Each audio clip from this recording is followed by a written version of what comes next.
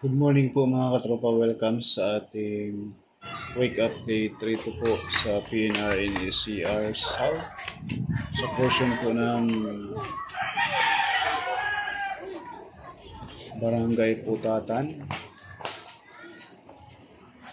Muntinlupa. So ngayon mga katropa, lipat tayo rito sa mismong unahan, no? Sa mismong Alabang Station. Okay na po. Doon sa pinakadulo, tanggal na po yung release. At itong Star Mall Alabang po ay yan po ay was out na rin po yung doon sa harap ng Skyway sa SLEX. So ngayon, andito na po tayo ngayon sa area ng Santa Rosa City, Laguna na nagbubuhos na rin po sila sa mga board pile. Please subscribe po sa ating munting channel, Tropang Pinoy Vlogs. At i-hit na rin yung notification bell, yung all, upang lagi po kayong updated pag may mga bagong videos tayong may upload, no? Itong binubuhusan sa ngayon ay malapit po ito sa Santa Rosa Station, na kung saan ang Old Santa Rosa Station ay iusod na po ang bagong station ng PNR doon na po mismo sa tapat ng SM Santa Rosa. Hindi na po rito sa katabi nitong binuhusan sa ngayon. Sa tabi ng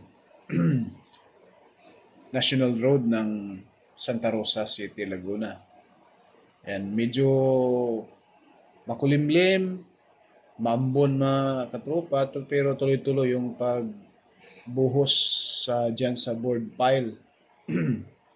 Na kung saan yung board pile na yan ay sa pinakagitna po niyan ay yan po yung pinaka main poste, no? Bali 6 na board pile ang binubuhusan sa ngayon. And medyo maambon. Yung drone natin ay hindi ko na ma-control. Baka babagsak. Tag-ulan na talaga.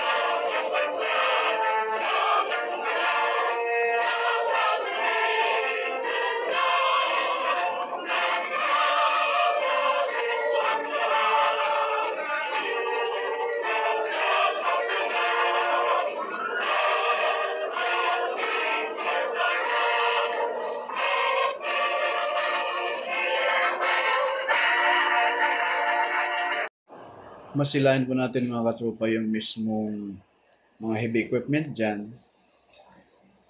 Ayan po. Pangilang board pile na po yan. Pangalawa.